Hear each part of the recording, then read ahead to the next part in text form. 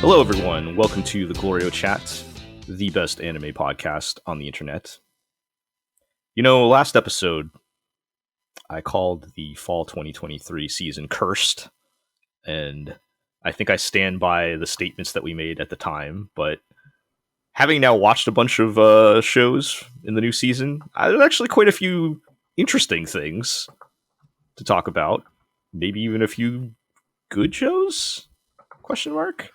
But, you know, we'll get into all of that. And of course, since this is seasons mean nothing anymore, and we still had last season's shows running while the new season was starting, we'll have a couple parting words to say from the summer season as well. But before we get into all that, let's introduce everyone. I'm Jel.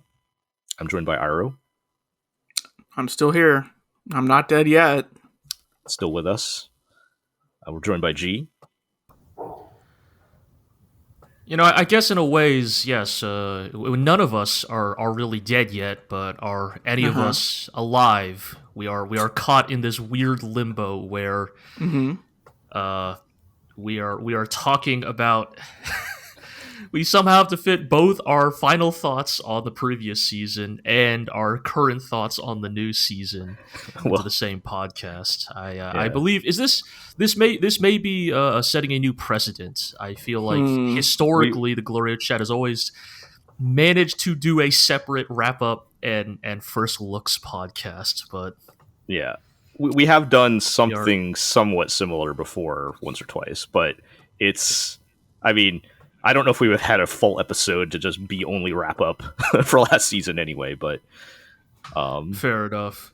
We'll just saying, in the same way that it is currently 90 degrees in October here on the West Coast, some might say summer never ended. Yep. I don't know what you guys are talking about. It's a beautiful 67 degrees here right now. Anyway, we are also joined by Artemis. Hey, good to be here. What is time? Yep. Who knows? We'll find out. What is time? Yeah, well, I think we'll save the time and mortality questions for when we talk about Frieren. But that's sure. little teaser for what's coming up later. But so before we get into the new shows, we can say some parting words for the few shows that survived from last season.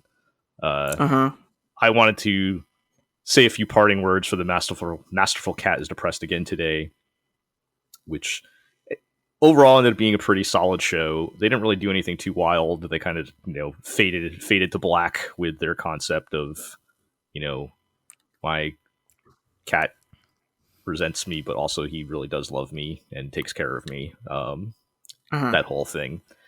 So it's sort of the cat adventures continue. Yes, the future. There was no big dramatic finale. The only curveball they threw at the end is they made I don't think I talked about her too much, but there was like this bratty teenage girl that worked at the supermarket where the cat goes to shop, and she kind of like begrudgingly befriends the cat a little bit. And at one point, the main girl rescues her from her abusive boyfriend, and she falls in love with the main girl.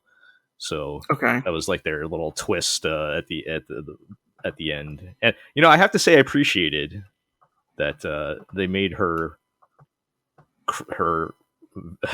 very unambiguously romantic crush unambiguous on the main girl, and they didn't like really make a joke out of it or anything. Like, she was talking to one of her coworkers, and she's like, "So, is there anyone that you are romantically interested in?" And she's like, "Yes, there is one person." And like, I feel like with other anime, they usually dance around that or whatever. And it was like, okay, right, good job. So, what do you mean? Except she's like a teen, right? Yeah. So I mean, it's like the other, and like the main girl doesn't even know she exists. So like, it's like all right, it's just a dumb teenage crush thing. But it's like what? Go ahead, G.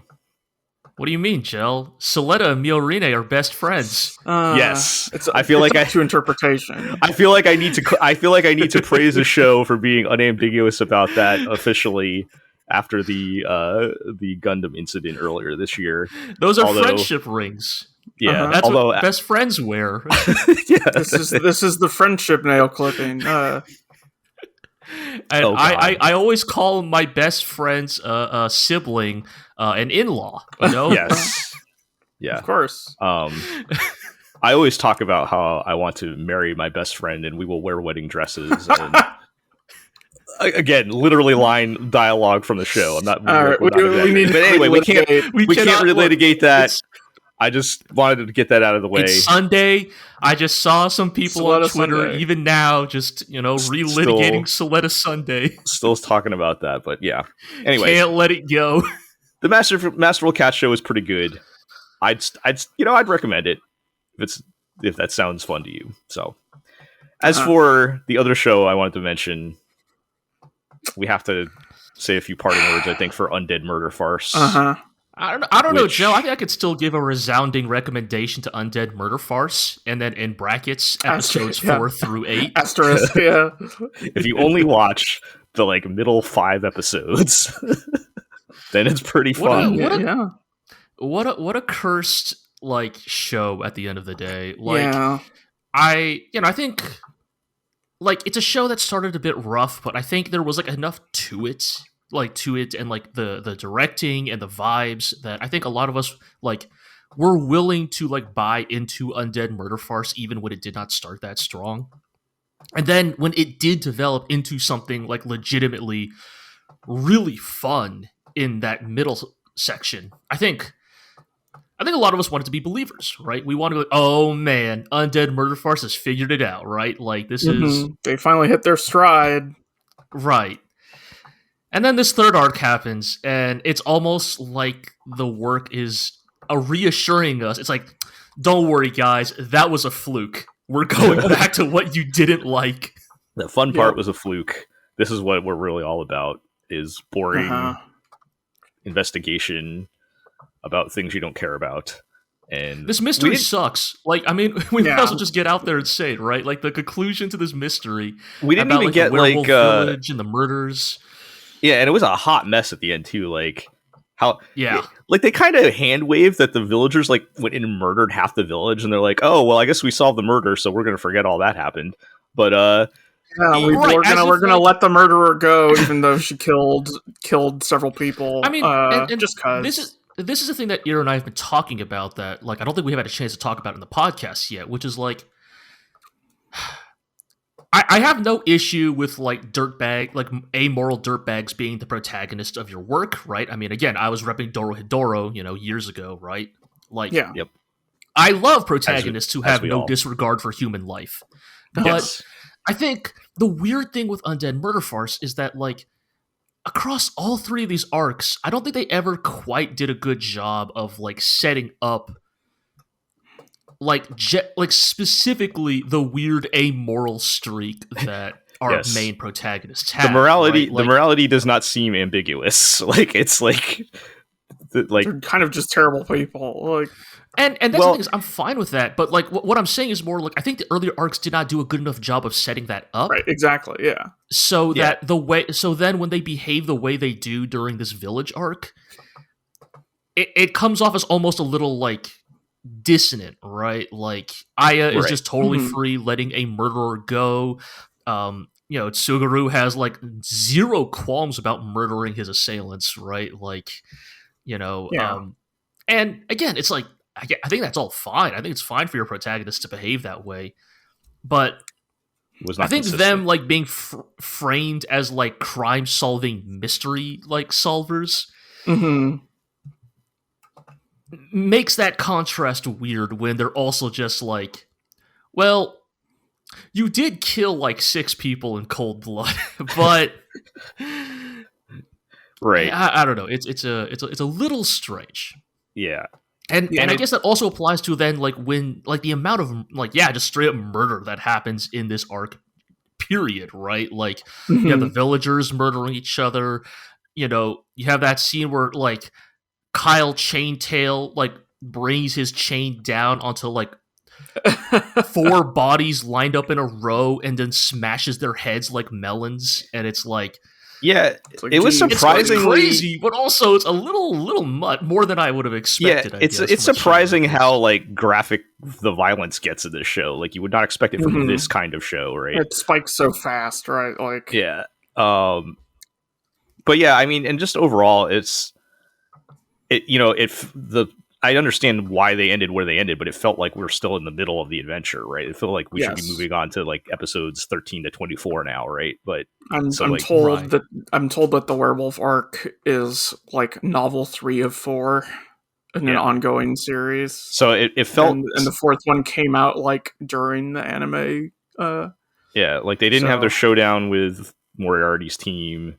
Like it just felt very unfinished. The mystery was... I mean, even the introduction of the Moriarty team in this last arc is not very good, right? They kind of just show up and... Right, because, like, theoretically, they're there to also, like, get their hands on the golden werewolf DNA to create their ultimate Jack the Ripper... How did they not pull this off? Right? How did they not pull this off? How did they ruin this, right? Like, as you're saying that sentence, I'm like, this should be great. Like, how... You are handed a premise on a silver platter, which is fucking Dr. Moriarty has teamed up with Frankenstein's monster, Carmilla, Aleister Crowley to create the ultimate Jack the Ripper supernatural chimera, and that is why they're collecting the DNA of all the world's scariest beasts. And and then they show up, they they kill the two like fucking insurance jobbers, and then they just leave. Like, right. It is so weird, right? That like they came all the way here to supposedly collect this super werewolf DNA. Like, we get the 3 fights, right? We have like, Frankenstein, Carmilla, and Aleister Crowley, right? And like each one, like, they don't even get injured in their fight, right? I mean, I guess Carmilla gets shot, but like they like kind of just skirmish with the protagonist for like the admittedly cool 60 seconds at the beginning of the last episode where they play the OP. And then they're just like, and apparently, all right, I'm done. Apparently, Frankenstein's monster is they're secretly their bro somehow. I don't know, but I assume he is kind of like meant to fulfill the like honorable villain, of the group. I don't know. The mystery is boring. The ending was a hot mess and just disappointing overall because they had the ball in their hand and they dropped it. And they really. I mean, they didn't just drop it, man. It feels like they spiked it into the ground, man. They like, threw it. They threw it into the opponent's goal. They kicked the ball into the opponent's goal. Yeah, it's a shame, because again, it's always so hard to tell with these sorts of things, right? Like, is this show a failure because of the source material, or is it a failure because of the production of the anime, right? Like, at the end of the day, since I feel like it was familiar with the source material. Yeah, I feel like it was the source material because I especially in the last episode when they were clearly also running out of budget. The director was trying his damnedest to keep that thing looking cool. Get your fake green artifacts and your weird wipes. He was doing everything he could to make that thing work at the end with the wheels falling off, and it was just But anyway, R.I.P. Undead Murder Farce. I apologize for telling you to watch it, Artemis, when we were still high on it. Yeah, you guys. I never did end up watching it yet, even in the middle episodes. I do still plan on watching just those individual episodes. All right, at some point. They were fun. It would be watching just the middle arc would kind of be like a fun like mini OVA or movie like adventure romp, as long as you don't think about the fact that it's part of a 13 like episode TV series. Yeah, right. And I mean, if you've already seen at least the first episode, you have enough context to understand. I saw the first 2 or maybe 3. I can't actually remember now, but I mean that gives you all the context you would need. For that part. So it's another thing I talked about with Eero after watching this show is like we keep getting these shows, guys. We like and they never do it, right? We keep getting these Appare Ranmans and these freaking high cards, and they never have the dog in them. Like, they just do not have, like, and we arrived at the conclusion that, God, what the thing we have been chasing this whole time with all of these like episodic adventure shows with cool characters doing cool things Mm-hmm. We all just want Blood Blockade Battlefront to come back. We need a season 3. Oh, I thought you were going to say we all wanted Birdie Wing to come back. No. I mean, yes, but no, not quite. I would, Artemis, I would love if just every season had a Birdie Wing-esque like fever dream level, yeah. But what I mean is, like, I want that like episodic adventure show with an ensemble cast of like weird memorable characters, weirdos. Yeah. Yep. Made up of jerks and but they're like fun jerks. But they're lovable jerks, Right. And like the show was episodic until like the last 2 to 3 episodes when like the plot kicks in. And all these like memorable episodic jerks we met over the last like 9 episodes come together to to save the day, right? And it's like, I don't know, man. I mean, I guess, just Night Owl was built different, I guess, like, because Blood Blockade Battlefront, like, created the blueprint. Yeah. Like, you got, like, all these other shows could have just copied that one, like, word for word, and I don't know, would have been better than how most of them turned out. Yep. Yeah. All right. Truly a travesty. But before we move on, I didn't put it on the list here, but Artemis, did you actually finish Zom 100? I just thought about that. I don't think it ever finished. Like, I or maybe it just didn't finish. Didn't it get delayed again? I don't know. I don't care, to be honest. Like, okay. All right, fair enough. I just had to check what happened with that, but yeah, that's fine. I watched up to like we met the other character, I guess. Like that the blonde chick who's in the OP. Like, we met her. Not good. I've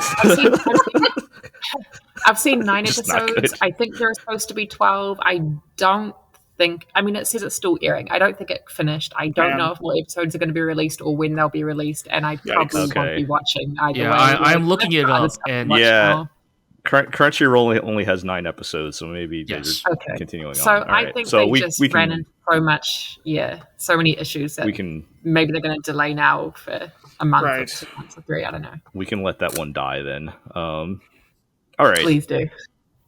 So, speaking of letting things die, yes, and perhaps being reborn. So why don't you guys tell me about you guys stuck? So is this a movie or a OVA or? So it was released in 4 episodes, but signs point to it being a movie. They believe they're showing there's a theatrical version of it in Japan. But we're talking about Phoenix Eden 17, which is an adaptation of one of the arcs of Osamu Tezuka's Phoenix manga.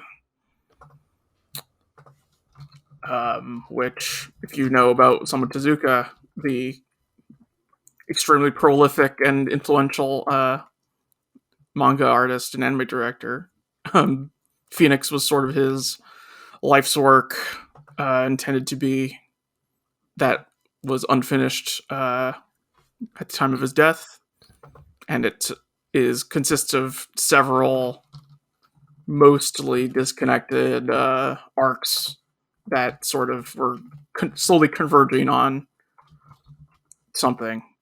Right. The format of Phoenix was that it was a sort of time-hopping anthology series in which it would alternate between arcs that took place in the past and arcs that take place in the future.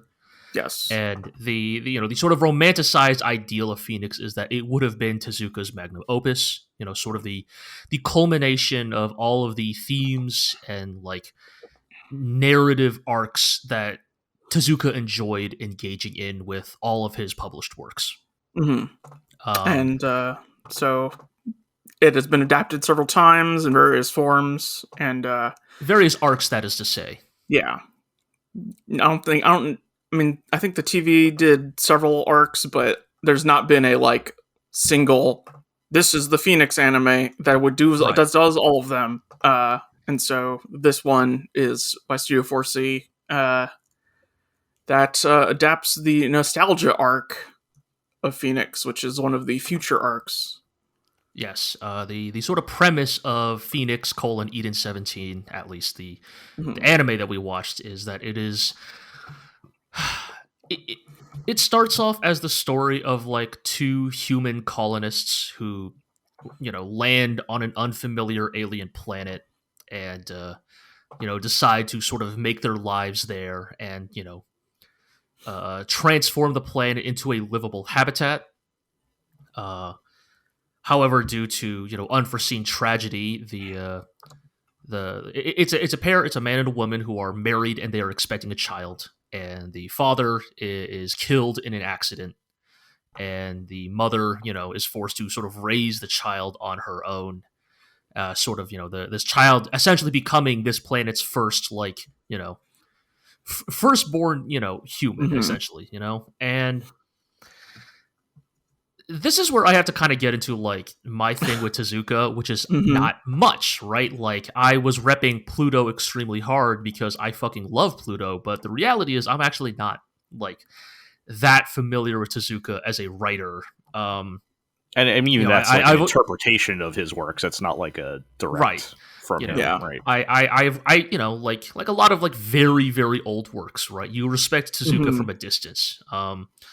And I was not prepared for how fucking weird Eden 17 gets. I don't know, Iro, do you want to just give a play-by-play description of the first episode? I mean, so the single mother is on this planet with her child, and this, trying to growing food and such, but she decides the only way for us to continue populating this planet is I'm going to go into cold sleep until he's an adult. Yep. Okay. Yep. I don't understand, but sure. No. I mean, it's incest. It's pretty clear what they mean, Jell. Sorry, I didn't put that together. What the first part of it? Well, no, that's... did not mention she is specifically going into cold sleep for 13 years. Right. Because no, I don't like this. Oh yeah, no. That is they are explicit. That is literally her plan. The manga is way more explicit, but in the anime, are they like literally the only people on the planet? Yeah. Yes. Anyway, so I mean, in the anime version, I guess that makes it slightly different, but still, don't like it. In the anime version, a computer error puts her into hibernation for like 1,000 years instead. It's like 1,300. It's Futurama. It's Futurama. And so, basically, sort of off screen, the Phoenix causes a immortal, shape-shifting, amorphous alien to land on this planet to take the form so that they can populate it, right? So this moopy alien arrives so that as the kid is growing up so they can populate Eden 17, and so Romy comes out of hibernation 1,300 years later to find a civilization that reveres her as their god queen progenitor. Okay, sure. Right? And that's episode 1 of 4. All right.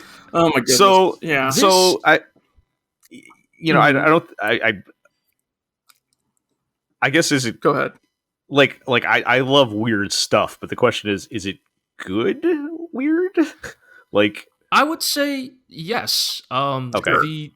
The thing I kind of took away by the time we finished Phoenix Eden 17 is, like, if I did not have the foreknowledge that this was the adaptation of a Tezuka work, I would still look at this and say this is like a legitimately, like, unique sci-fi story. Like, that is, like, unafraid of getting into, like, some really uncomfortable, interesting and hard-hitting concepts. Yeah. Once you kind of get past the extremely, and again, it's like, for those who are not aware, Tezuka was a real freak. Like, this is this is known. This is like we have sketches, we have literal drawings from him that are like, yo, this is what gets me going. Isn't it hot? And it's like a snake transforming into a mouse woman or something. Like, Tezuka's a wild dude. Like most artists. Uh-huh. Yes. And But like the thing about Tezuka is also like the thing that's so fascinating about Eden 17 is like getting to engage with like this era of like manga and anime writing that is like completely divorced from like the current expectations of how the stuff is written, because Tezuka was the progenitor of it. He was the pioneer, and so he did not have like established conventions to follow. Like even the people who come directly after him, like a Go Nagai or an Ishinomori, like are looking towards Tezuka as their sort of guiding star in like how manga is meant to be written. But because Tezuka didn't have any of that, he could just like just go wild. Tezuka truly unequivocally believed that subtext is for cowards. Right. Like there's an entire segment of this story about like how the Mupi planet, the planet that has been, you know, repopulated by the descendants of the original child and his shape-shifting mom wife, are like, you know, they're guess what the planet's called? It's called Eden. Eden's Weird. 13. And this, the progenitor, this lovely agricultural you know, society that stockpiles their food for common good, and right, and like knows nothing of violence or greed or currency. Like yes, they just live in lovely cooperation. Yes, and then this planet gets invaded by a capitalist. Like Tezuka makes no like hints about it. There's no subtext. Like a rat man in a suit. Like Tezuka posits that the single objective origin of all objective evil in the world is capitalism. Because this little capitalist rat man comes to this planet and sees that he cannot sell them anything. And so he literally pulls an MK Ultra and poisons their water with greed drugs. Like, he is literally pouring like heroin into their water supply. It's just a big machine that literally just spits out capsules, like pills, into the lake, right? He's like, haha, these drugs will make them want alcohol and drugs and guns. And then you have this like what the America drug. Yeah, and like so like I don't know if like I would actually fight for Eden 17 in any like legitimate like top 10 list, but there is a section of this anime that is like maybe the hardest directed 30 seconds of anime I have seen this year, in which it is just the like escalating like descent of this world into like tribalist violence over their like over desire nothing, right? over nothing, essentially their desire for more and more, for consumption's sake, right? It starts with like alcohol and turns to drugs and sexual violence. It shifts to physical violence. You know, it starts with a man throwing a rock that transforms into a Molotov cocktail, that transforms into a bullet, that transforms into a rocket, that transforms into a nuclear missile, until the planet is bathed in nuclear hellfire. Yeah. It's so sounds good. Fun. Sounds like a lot of fun. Okay, so this is a subplot. What's actually going on is having woken up from 13,000 years of sleep and then living another several decades as the revered god queen, Romy, which is, as the manga chapter is called, nostalgia, and Romy wants to go back and see Earth as she remembers it. After, you know, because she fled it once to go to Eden 17, but wants to see Earth. So she and a young child go hop on the magic spaceship and to fly to Earth, and you know, meet some characters along the way. But seeing as what kind of story this is, you can imagine what Earth is like. Spoilers: Earth is also an irradiated, dying shithole. Right. Of course. And I mean,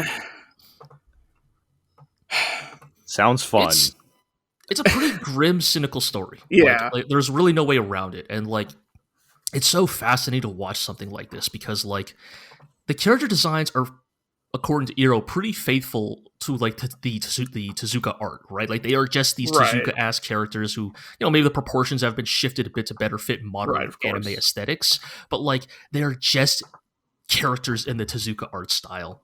And it creates that delightful dissonance between like the general cutesy nature of these characters and the like very extremely grim and Yeah, raw, really heavy heavy. stuff going on. Yeah. Right. Yeah, it's fascinating. Yeah.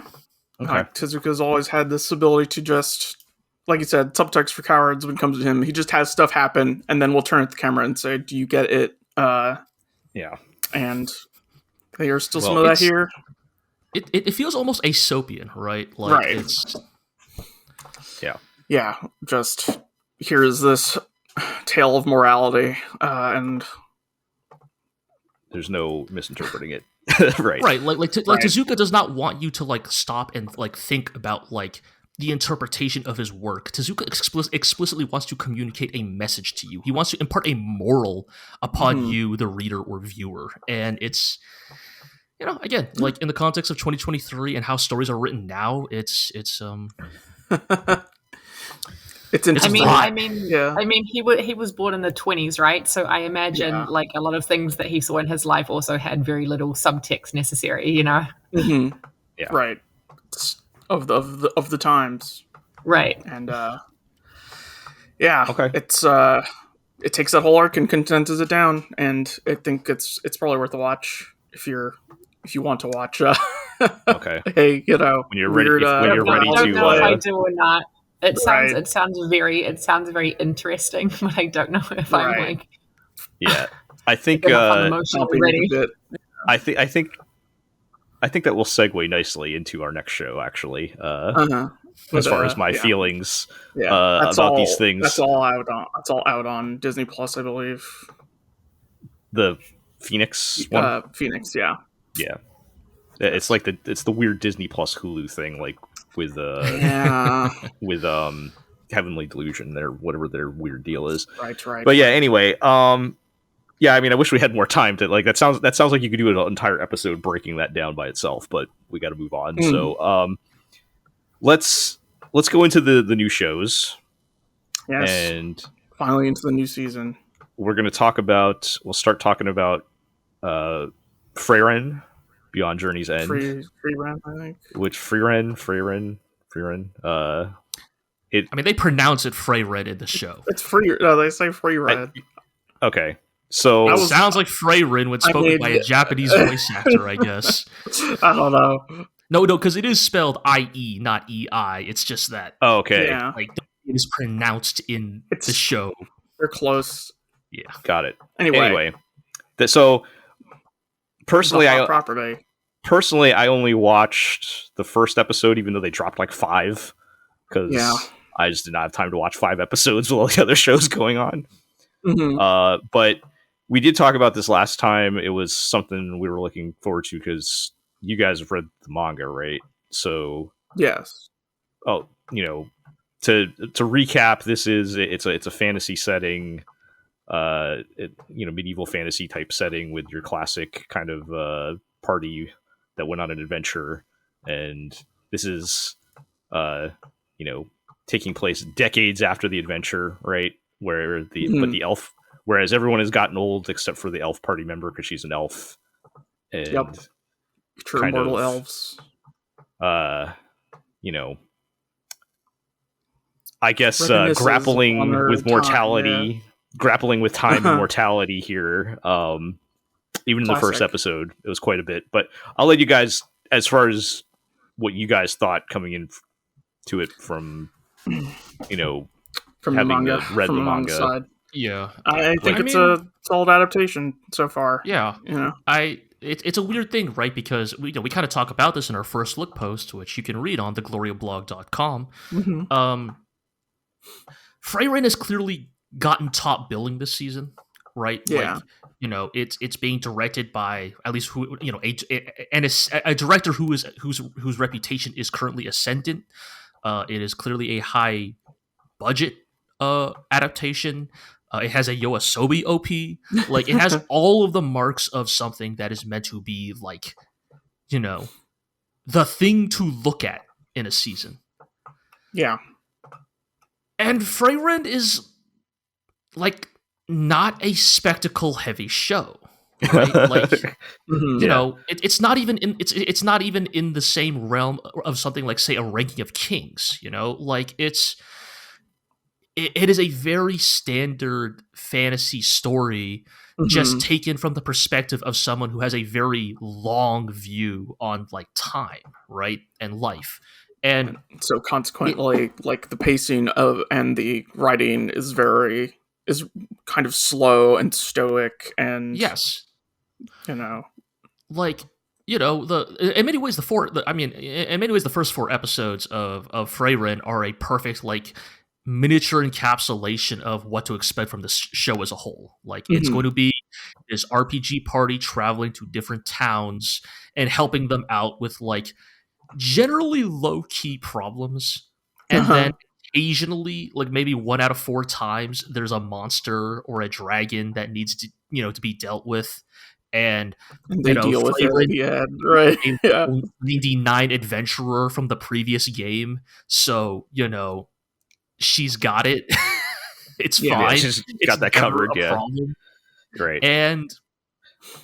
And then Frieren, and then at the end of that arc, Frieren will like wistfully look off into the horizon and think about like, oh right, I didn't remember until just now, but didn't I come here 50 years ago with my original adventuring party? And then we'll get like a little flashback of them doing something silly. Right, and like at the time she will have considered it like a trivial, like pointless endeavor, or like a trifle that had no emotional impact on her. Yes, right, exactly, a distracting detour. But now with like the benefit of 50 years of hindsight and some of the people from those flashbacks being dead, she will go, oh fuck, actually that meant a lot more to me than I thought it did. And that's kind of the recurring theme of Frieren is, hell, kind of like Eden 17. It's about nostalgia. It's about the wistful longing for a time that will never come back and the regrets that come with it. Like, these people she journeyed with, many of them have passed away, like even the people she has saved, many have passed away. And she can't even remember all their names and faces. Just that, like, oh, this is a place that remembers me, but I am struggling to remember them, and not because her memory is going wrong, just because it wasn't important. Right. And like trying to like emotionally like rewire the neurons to like find meaning in those moments. I think what I found interesting, and again, even just from the first episode, I kind of joked last time, is this a sadness of immortality story? And I don't think it really is, because I don't think it really is, because what she's going through, you don't have to be nigh immortal to experience that. Like, you just have to get old. like right. As I'm getting older, you guys are old enough too, I'm sure, at this point, where it's like you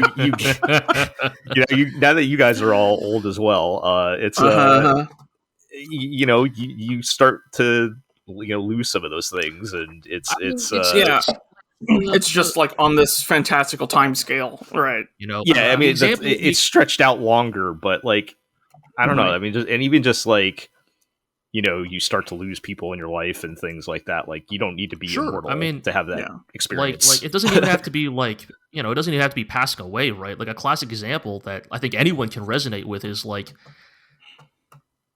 you probably will not know in the moment when is the last time you're going to speak to a person. Right. Like this could be a friend, an acquaintance, hell, even something as like base as a coworker.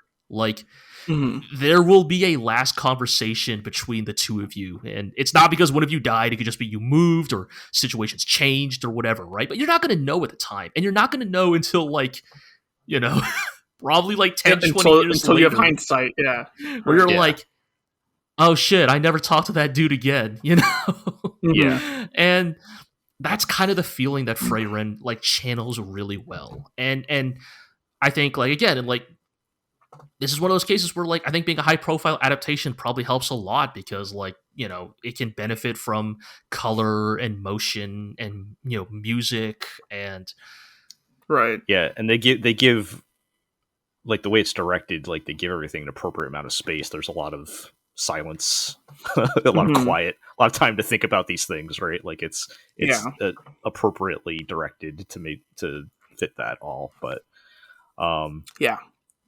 Yeah. Also, Go ahead, Ira. I was just gonna say, I'm glad this is not an isekai show because it's a hair from being one, right? Right. I mean, like the setting is very clearly inspired by like Dragon Quest and other like Japanese, RPGs. Yeah. Yeah, and a lot of isekai will use some of the same tropes of like, I don't know, like a common thing is, I've time traveled to the future and and now I'm super strong while everyone else is weak, etc. Stuff like that. Or just in general, isekai has a lot of like, I'm an adult and now I'm younger so that I can re-enjoy the days gone by that I couldn't appreciate before type thing, in a way more juvenile manner, right? Yeah. There's definitely I see. Yeah, go ahead. Yeah, it's definitely more of I guess a maturity to this than right you would get. But I see what you're saying, where like other isekai shows are kind of poking into these kinds of themes, but like in a way that is right. bad. In a way to push the power fantasy rather than as a like character study type thing. Right. Than trying to make some kind of point or whatever. Yeah. Yeah. So no, I enjoyed it. I guess my my question is, how much do I want to engage with this particular subject matter right now? Like, I do so want to. The thing I will say about Frieren, like that, I think, I mean, the first episode leans very heavily into the like personal, anguish over this type of thing, but it's pretty lighthearted most of the time, right? Like, eventually Frieren gathers like a party, she companions, and they play off of each other. They have a character dynamic. Frieren herself is, they kind of play her up as like, even though she is this immortal stoic elf, she is, rather childish in a lot of ways, right? She is an overgrown man-child in many ways. Like she sort of, in the same way that she took her immortality for granted in terms of like, the personal relationships she cultivated in her life, she also takes her immortality for granted in the way of like, she might just spend 15 years waking up at noon. Right. And that's fine. If you're going to live 1,000 years, what's a decade and a half of sleeping in? Right. Yeah, it's like even in the first episode when even in the first episode when she gets asked to train the girl for like 5 years, for her that's like, half a day, right? Like it's like an afternoon. Babysit my kid. Yeah, basically. While I get something from the store. It is interesting. It kind of puts an interesting spin on like if you're playing an RPG when you get the 500-year-old elf girl that looks like she's 17. What has she actually been through? Yeah. So yeah, no, and I did kind of get the impression that it's going to be more lighthearted going forward. So maybe that's fine. I should probably just watch. Like, I want to at least watch the rest of the beginning episodes. Just with all the other new shows, I didn't. There's a lot going on. Yeah. So. All right. Let's talk about Overtake. This is the show about F4 racing. Yes. The minor leagues Formula of F1. Formula 4. Yeah, basically. I mean, you go ahead. Yeah, I was just, I mean, we talked about last time. I mean, it looked fine, but kind of boring to me, and I feel like that's exactly what happened. But I did appreciate, I guess, it seems like our point of view character is like the adult journalist guy checking in on these kids. Yeah. Which is kind of a nice different angle to it, rather than it's definitely a slightly more interesting angle, to be sure. Like so long as the main racer genius kid or whatever is not the main. Well, I mean, he probably will be the main character, but he's not like the point of view character, right? Like right. But yeah, I mean, it was fine. I don't know if you guys had different opinion on it.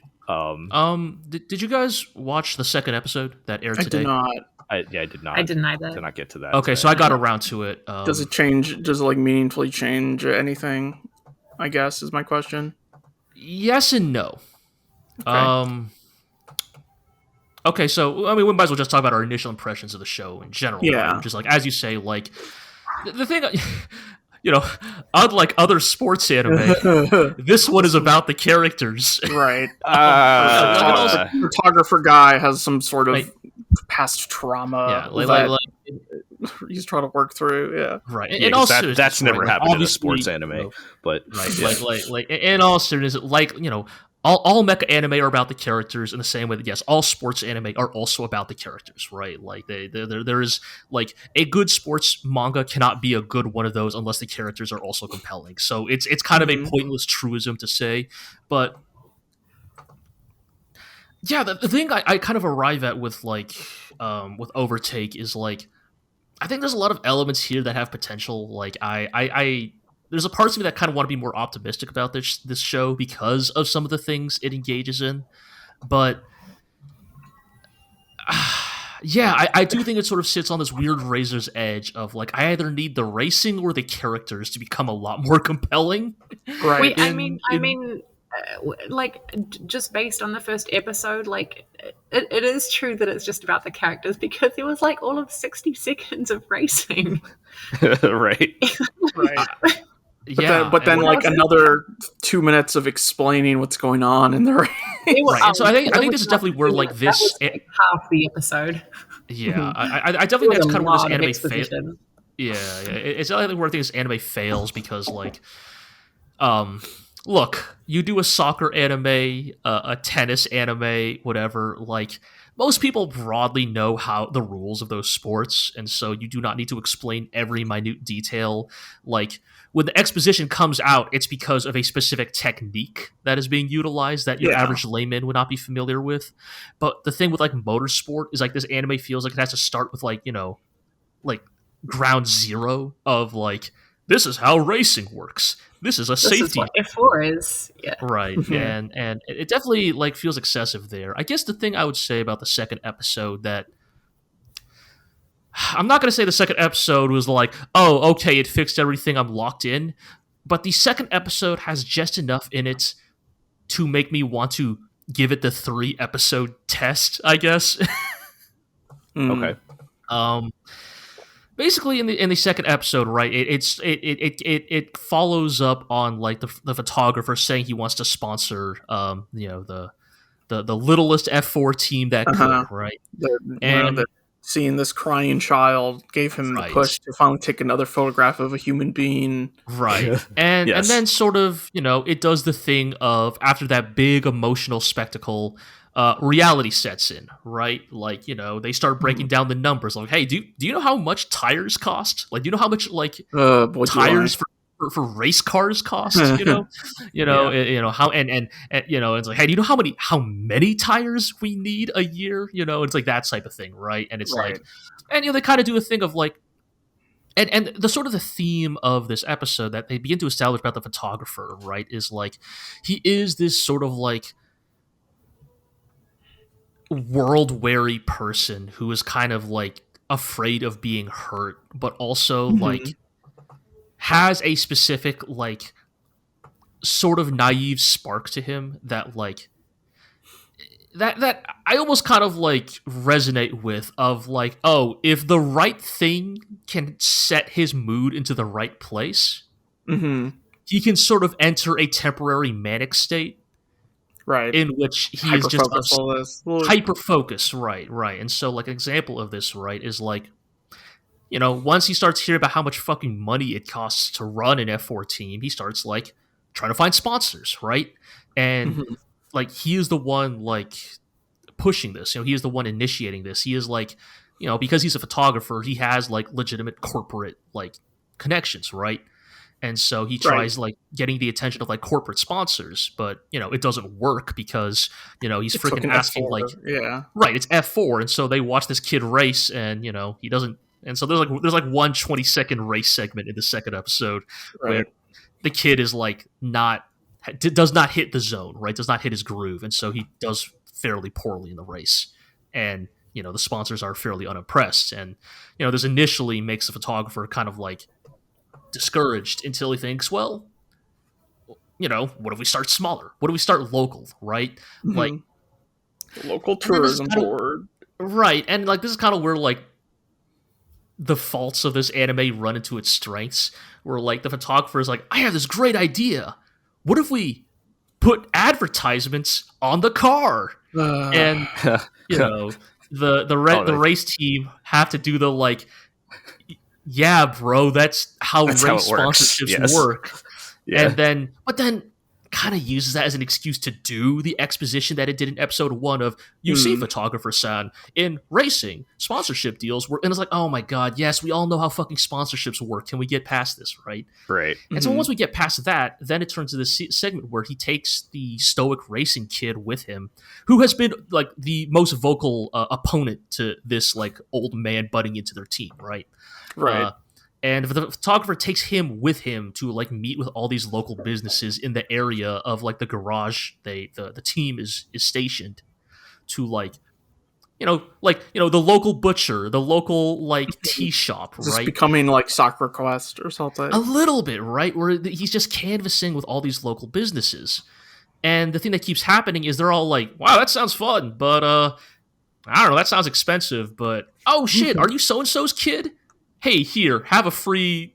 Hey, here, have a free croquette. Yeah, no, literally, it's like, I can't afford to sponsor you, but here's a croquette. You know, like good luck out there. And it kind of does this thing I actually ended up kind of liking of like, okay, so fucking stoic wonder kid genius driver is still that character, but they do the thing of like he does not know how to like handle like people talking to him like this. Like he is like legitimately like caught off guard and like embarrassed and anxious by people like who have, again, let me be clear, have never seen him race, but they're like, right. Well, go get him, kid. And like he does not know how to handle this praise, or not even praise, but just like well-wishing. People being nice to him. Yes. Okay. Yeah. And it kind of creates an interesting angle to the character that. Yeah. I mean, it's nice. It's nice with that type when they actually show some vulnerability, right? Like that always helps a lot in dealing with that type of character. Yeah. And yeah, so episode kind of ends with them not able to get a single sponsor, but like the real message is like, look, like there are people in this community, in this small town where you and your friends and your parents grew up, that like they remember you, or they remember that you're so-and-so's kid, or they know the mechanic at the garage you work at, and that sure, this isn't going to lead to any like $1 million sponsorships yet, but like it more leans to the angle of like, know that you're not alone, right? Like that you're not alone on this journey. And again, it's like there's just a little too many of like the other faults of like the exposition and stuff that like kind of like really kind of grind it to a halt. But there is a bit of like strength to the character writing in that second episode that I feel like again at least made me want to see the third. Yeah, but how many times did they tell him to gumbo his way? It's I mean, not as much as the first, but yeah, I made the joke because I always make the joke that sports anime are whoever ganbareing their way to the top of the sport or whatever, and like the first episode when there's literally the scene with the photographer guy just yelling ganbare like 20 times in a row, I was just laughing my ass off because it was like, I mean, like that exactly this is exactly what I expected, right? I mean, at the end of the day, to me, it does feel like a basic sports anime with a very nice prestige anime coat of paint on it. It looks nice. It's very cinematic. Yes, the character animation these days, but and the quality, like you said, of it sounds like the characters, the quality of the writing is higher than usual, perhaps, but at the end of the day, the types are still what they are, and it is still right. I mean, the episode still literally ends with like a precocious neighborhood child saying, "Wow, golly gee, mister, you're a race car driver? Like, I'll be your #1 fan, gambare." And it's like, yeah, all right, whatever. I'm not watching more of this. I'm good. Yeah, right. It's like, I'm good here. Yeah, that's the thing, right? There are legitimate strengths to this show, but I think there may just be, the flaws may just be too apparent. Yeah. It's fundamentally, Go ahead, Ira. I feel like I would be way more interested in just the photographer guy, like, than this whole other racing, you know. Or like you said, G, if they just, all right, if you don't want to have racing, let's just completely focused on the like the business aspect and like dealing with the, you know, all that stuff of it, right? Maybe that would be more interesting. I don't know. It's like how the Hiroshi Yamauchi owned the Seattle Mariners or whatever and never went to a game. Pay them the money. All right. Well, if you're gonna make it to episode 3, maybe we'll get the final take. Sure, I'll speak to that. But yeah. All right. You know what? That show's better than the next one on this list. Yeah, I had to revisit and just mention Paradox Live because I suffered through it, and you're all gonna hear about it. We all did. Dude, I did too. Yeah, man, this show is so it's something. I want to start from my point of view on this. We compared it to Hypnosis Mike, which was the other, which ironically also came back for season 2 this season, which I didn't watch that, but I've watched the first couple episodes of the first season, and while that show, both shows claim to be hip hop, rap, whatever based shows, and while Hypnosis Mike, I would still say that is technically accurate, and they just did it badly. Paradox Live is pop music. This is not hip hop. Oh yeah, it's not even rap. It's not even hip hop. This sounds like I like it. It sounds like an idol, like a super generic idol band. Yeah, like when the like I don't like the main group Bay like God they literally have this like BTS ass looking dude from Korea in and you know this is not just I'm not taking shots at this genre of music overall. I'm just saying claiming that this is hip hop and rap or whatever is not accurate. But they're wearing, you don't understand, they're wearing baggy clothes and flashy jewelry, surely. Yes. That is hip hop. Man, so, I could go into a whole rant about like the appropriation of like hip hop as an aesthetic, like and then the twins or whatever who were in the like the shabby house by an alleyway, and they're wearing like what can only be described as like homeless couture, like like even if you say to yourself, you know what, I can deal with their hair. Everyone just has those hair colors.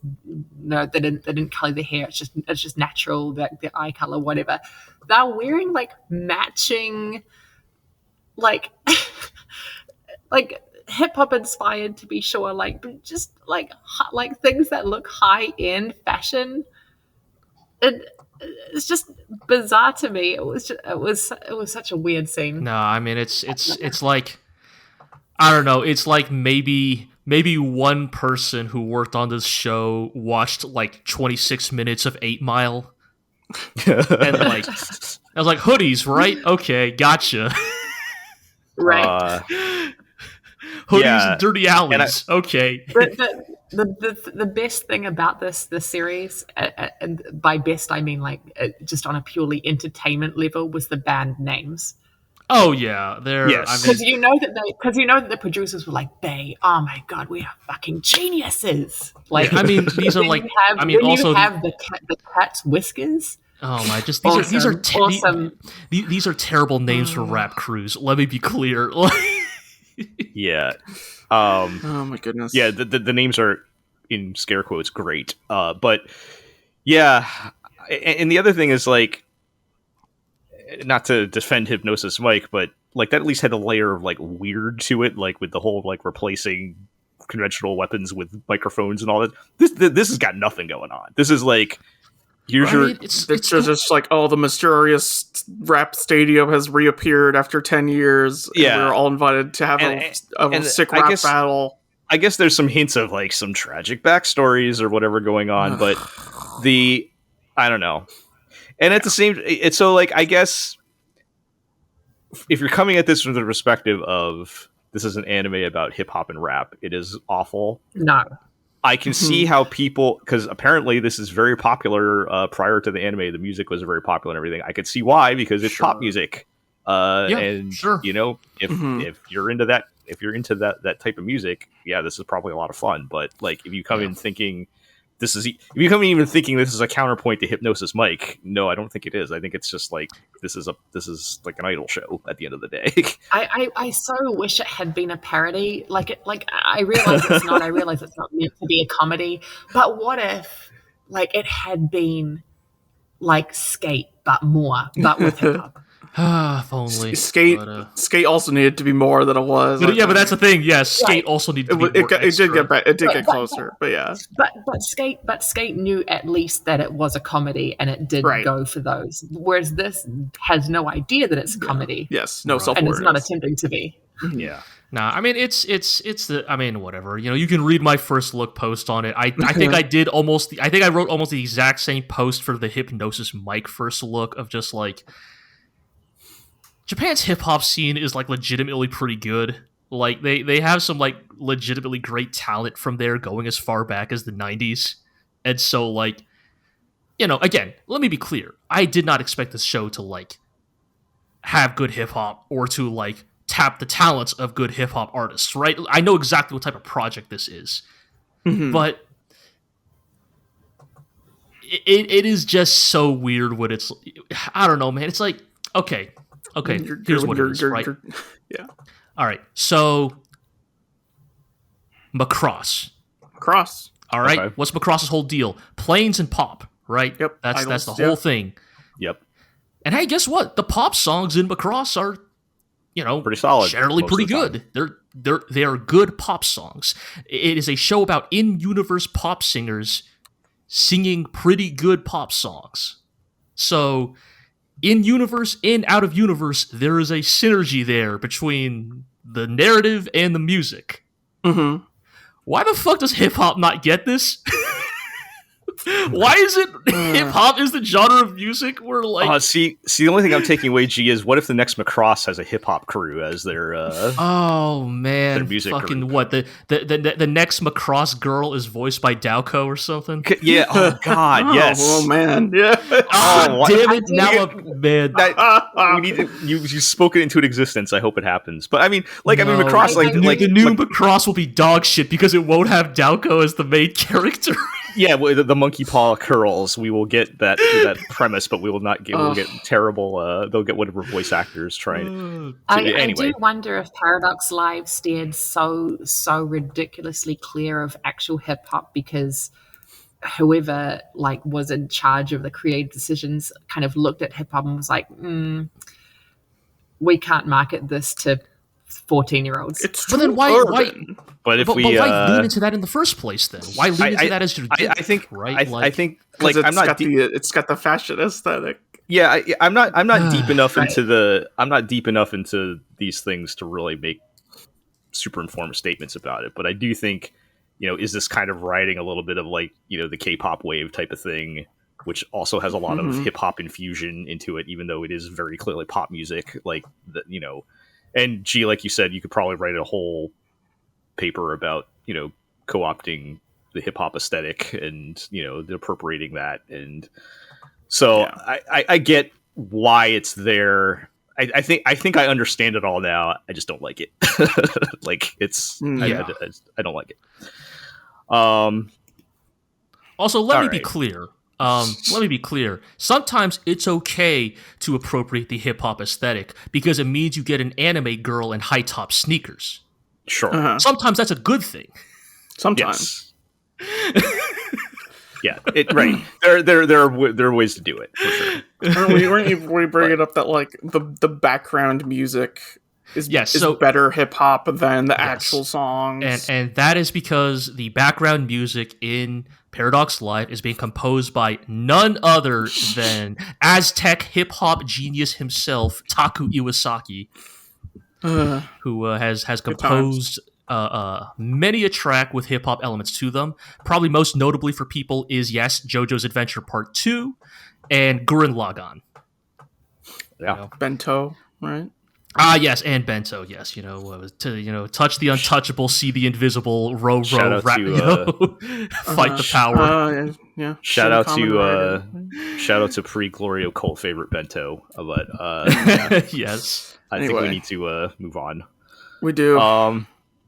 Let's talk about Migi and Dali. did anybody else watch this? Like, Iro, you watched it, right? I did watch the first episode of this. Okay. I also watched the first episode. I don't think another episode's out yet as of recording, but this was weird, and I liked it. I see how it's from the Sakamoto manga. Yes. So, yes, this was written by the same author as Haven't You Heard of Sakamoto, which initially, like, reading the premise and seeing the trailer does not make sense, but once you watch it, yes, it does make perfect sense, because it has a very similar sort of deadpan sense of humor to it, which I did not expect. I was not expecting how kind of goofy the show actually is. Right, because it sort of bills itself as like a creepy horror story. But that's the thing, it kind of also is still that. Right. The premise of this show is that an old child's couple has adopted a lovely angelic boy from the orphanage, and he can do no wrong. He's the perfect child who loves his parents and is perfect at everything, because he's secretly identical twins who are running some kind of elaborate scheme and pretending to be the same child, swapping places and doing impossible things with various wacky schemes and feats of physical prowess, not unlike Sakamoto. Right.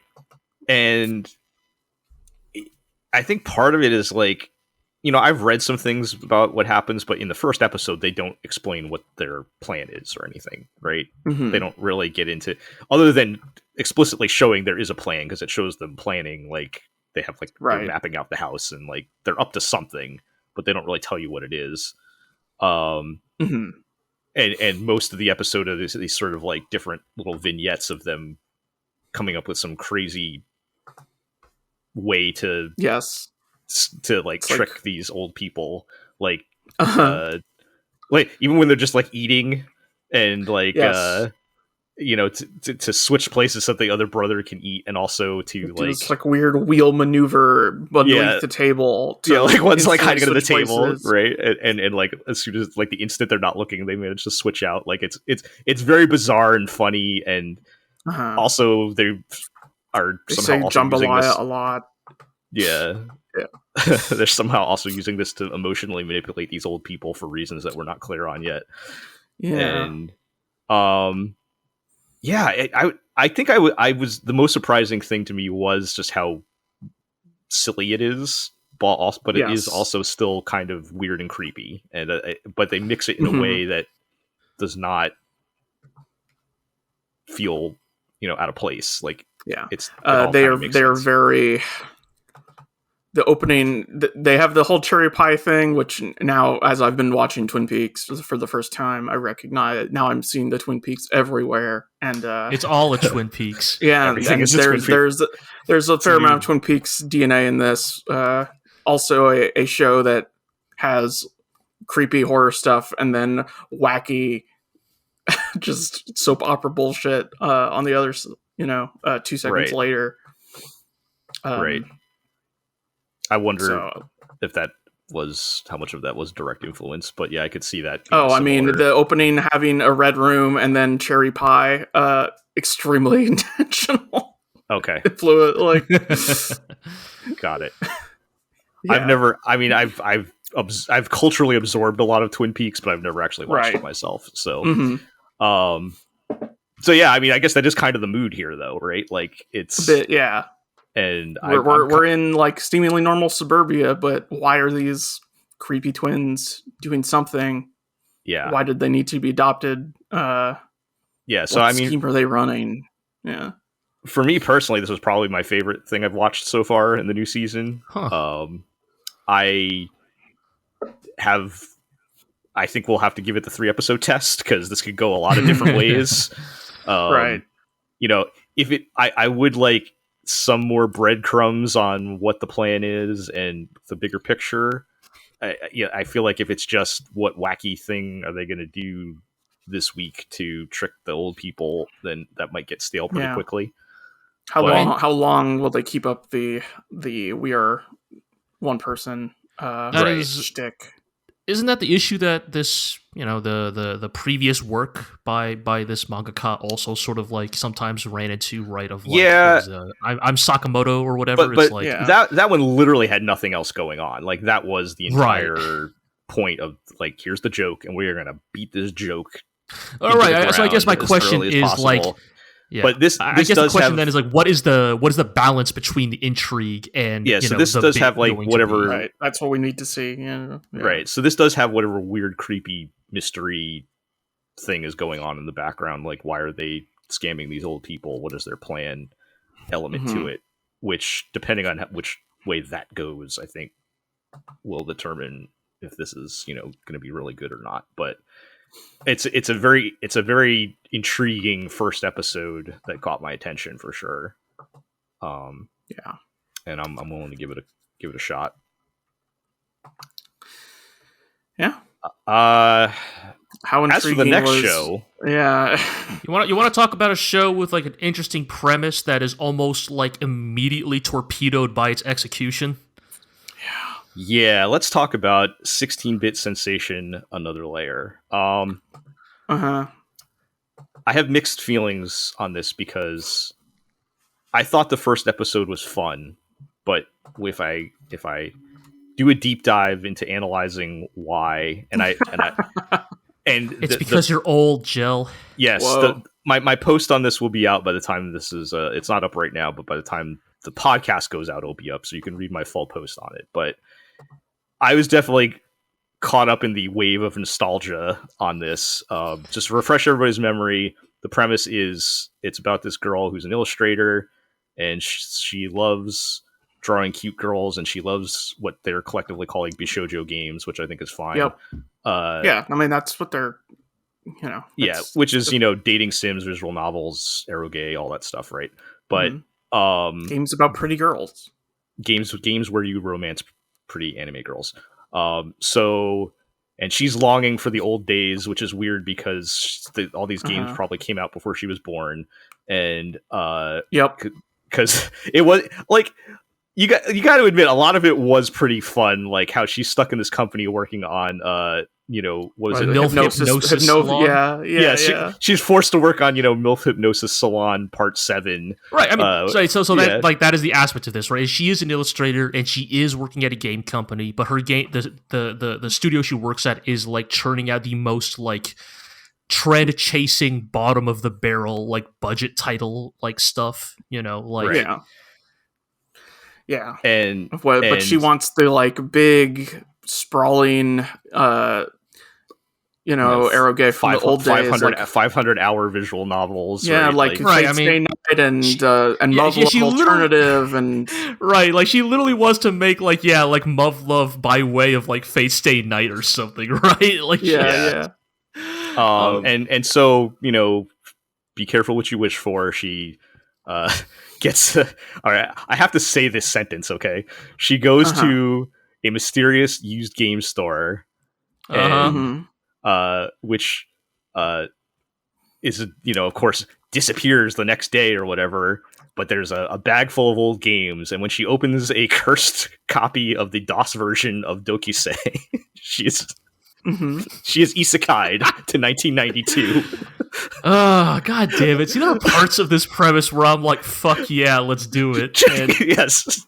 Like all that sounds great, but the problem is at the end of the day, this is like the most self-indulgent type of like Oh, I thought you were going to say at the end of the day, the protagonist's voice is unbearable. Okay, that is one element of what I'm getting at, which is like this is the I'm going to make a show about cute anime girls who love the one specific thing that I do, and it's just like, and this ain't no Shirobako. Yeah, and you can please go read my full post at some point, because I get into there is a difference between like this and some of the more worse examples. Like I used like Oremo and Eromanga Sensei as examples, so like that's much worse. But like this is much more like focused on the like I love this topic so much, whatever. But right, I mean, it so is the thing, like, but the presentation it is presented in a way that is very formulaic and grading and just like, yeah. Like, and the girl's voice being like a very easy example of she has to be this cute girl with this high-pitched squilly voice that I can't stand to listen to. It's like, yeah, I don't know. Because look again, like, I mean, Eero name dropped it. Sorry, Eero, you said it first, what? so you activated me. Oh. See, the thing that worked in like something like Shirobako, right, is like, okay, I mean, they're all still like conventionally attractive anime girls at the end of the day, but like you can sort of feel the world weary cynicism in a lot of them, right? Yes. Like, you know, like you could tell when like the main producer girl was Miyamori, I think, like she has a specific producer voice when she is dealing with clients, you know, yes, and then she has her like we got a fucking deadline to hit voice, and it's like even that alone communicates so much about the job that she does. And I think there's like, a level really of realism to those characters, whereas this girl is like a mouthpiece for the author that happens to be right. I and also it's like, wanted to make a cute girl, right? I wanted to empathize because, like, as somebody who worked at a game studio churning out, right, as a sub artist, right? Like, I'll call it slop. Like, I'll call it mainstream slop that I worked on. Like, have I worked on 3 different billion-dollar franchises that I have nothing but like venomous contempt for? Yes, because that was my job. Like, you know, and like, it's not what I want to do, but it's what the market demands. It's what my bosses want, and I feel that. I feel that. I feel when she goes home, and after a day of fucking coloring in, you know, with the back of a businessman's suit, she looks at like her dream OC, and she's like, "One day I'll put you in the ultimate game, my big titted muscle tomboy. I knew gunslinger." Wait, what? Oh, anyways, point is, right, like. Like, I get it, right? I feel that, right? It's what every artist wants to do, is like make their dream game, right? Or make make the type of games that made them start dreaming in the first place, right? You know, so for her, fuck Canon, I guess. Which again, I think, which again, I'm presuming would have been made before she was born, but go on. Yes. Yeah, like, okay, there's no game came out in like 1999. Yeah, I was like, no way, this girl is like bored, like. I don't know, whatever. Is in her 20s. Look, yeah, and but I think it's just like, the actual presentation of her dialogue, the reasons for why she likes these characters, like it just kind of falls. It doesn't work for me. It falls flat. I mean, because like all those concepts that they're getting into of like, you know, working a job you don't like and all that. That's all there just to mostly highlight. I think like the author's trying to be like, these games aren't what they used to be, right? And it's more about like the games than like the themes like, about adulthood and things like that, right? It's to the point where like this girl like scowling at Fate Go should make me happy. Like, I mean, like I should be like, hell yeah, get him. But like even those parts that was hilarious to me because apparently they must be sponsoring the anime because they literally have the real banner in the thing, and you know, I mean that's the thing, right? They have the real, like it's not like the real Fate Grand Order and her like scowling at it, right? Yeah, it's not Fate Grow, you know. It's not Bark Knights. Yeah. It's the actual like gacha game. Yeah, that's funny as hell. I saying that they ruined everything, right? Right, like having this anime girl say, you know, point at FGO and say this ruined video games. I want to love that. I think it's just like, I don't. I think it's just like it's like in service to what though, right? Like it's not really. I think that is the thing. Is like even when she's explaining why she likes Bishoujo games, even that feels kind of hollow to me. Like because I love. Her reasoning doesn't feel like a true. Like I don't want to gatekeep, but like her. Here's the thing. No, I get you. How do you explain the actual appeal of? I don't know. Well, I mean, Eero, when you explain to me what compels you about Fate Stay Night, what made you this sick. Broken person who cannot help but be attached to this, you know, historical figure battle royale VN Eroge. I go, those are the words of somebody who truly, like, thinks a lot about this franchise. Thanks. You sound like a true fan. No, I mean it because I think a true fan has that mix of like like almost like what's the word like Pavlovian like obsession with a work, but that also translates into a very specific weary cynicism about it, right? Yep. Like yeah, I mean, it's like I talked to my friends who are like, I don't know, what's into like Star Wars, right? Right. This is just a good example because they've been churning out a lot of new Star Wars shit recently. Sure. And, it's like he'll watch every single one, and then he'll talk to me about how like it's okay, right? But then will explain to me all of the details, right? Right. I'm a Gundam fan. How many times how many times have we watched something and we watched fucking Gundam Build Metaverse, which we're not going to talk about on this podcast. Yeah, like has there been like one good Gundam in the past like 20 years or something? Which for Mercury and G-Reco? Okay, 2. 2.5. Build season 1.5. Oh, and build fighters. Like, but my point is, right, is like I will be like, God, this fucking piece of shit, and then I will rattle off 20 pieces of trivia about it, right? Like, right. And I think that is the thing that kind of doesn't sit with me with this character who's like, oh, I'm the biggest Bishoujo fan in the world, and then I love Canon because it has the Ugu girl. And I'm like, I could make that up. As someone who has never played Canon, if you told me, gee, you gotta write a character who's a big fan of Canon and has to prove it. They say the one thing everyone knows about Canon. Right. Yeah. Like, get out of here. You're basic. You're a fake fan.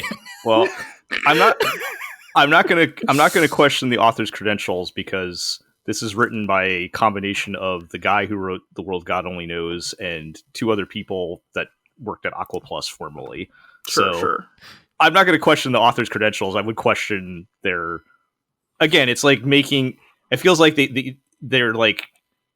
It's the very specific thing where if you've seen a lot of these shows where they're trying to make some excuse of why a young, 18 to 20-year-old girl would be into this weird otaku thing. Yeah. and they just come up with some dumb basic reason for that. But yeah, the whole thing is it's disappointing, but I got to admit the nostalgia hit me hard. And like I don't even like those games. Like it's the fact that I was like, oh, I recognize that. Yes, Joe, we know that when you see a Walkman, your neurons get activated like that monkey in the diagram. Yeah, exactly. I'm only human, okay? None of us, not a machine. None of us are free from sin. But you hear the dial-up noise in a part of your brain that hasn't worked in 15 years activate. Can't talk about those. Yeah, my heart rate goes up immediately. So here's the thing. This first episode is sort of like our prologue. It ends with her getting into 1992. There's not a lot of her in 1992. Yeah. I want to see one more episode to see, like, are they going to get into the weeds of how they make these games and stuff, which I think would be kind of fun. That might be enough for me to watch it. Yeah, I would be into that. The programming wizardry you had to do to get Metal Slayer Glory on the NES. Yes, if they're going to get into that stuff, and I understand there's probably there might be 100 people on the planet that might find that interesting, but I might be one of them. So I mean, I'll tell you that, Joe. Like that is why I will also watch the second episode of this show, is because I see this girl drawing with a Wacom like display tablet with a pen, and I want to see this girl have to draw this shit with a mouse. In 92. Pixel by pixel. Yeah. Pixel by pixel. By pixel, right. Yeah. So we'll see if they do that and they stay away from the weird romantic implications of her and that 15-year-old kid at the end. Because I mean, I'm assuming she's young, but she is an adult, and he's like, I think he says he's 15, right? She's gonna become her own mom. No, because that kid is totally the like producer who we only see from behind in the present day. Right? Oh yeah, totally, without a question. Like that dude is putting on the fakest like fake fat man anime voice in the present day section, and it's so clearly. And if she ever makes it back to the future, she would have changed the future. Well, we got to wrap this up and move on. But after all that we said, I'll still watch another episode. Yeah, I mean.